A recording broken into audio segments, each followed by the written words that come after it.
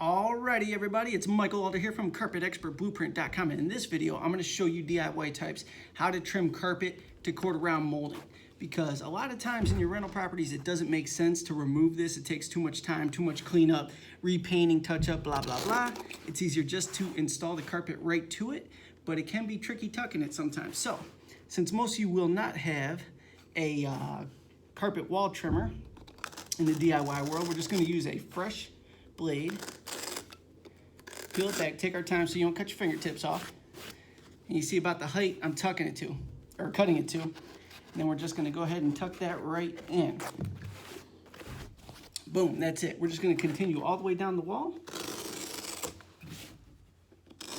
Like I said, take your time, because you're peeling it back with your fingertips and you don't want to lob off the tips of your fingers as many people have done in this industry. And just take your hook knife, go ahead and tuck it all the way down.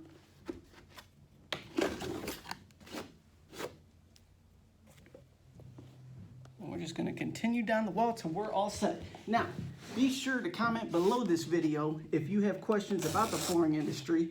I will create a video just for you.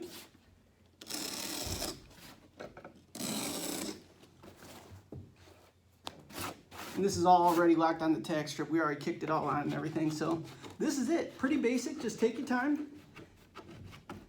Cut it the slightest bit hefty. Boom. Finished product. So, like I said, be sure to subscribe. That's how you tuck the quarter round and make it look fabulous. Go ahead and comment below with any tips, tricks that you want me to create a video on, and I'll see you in the next video.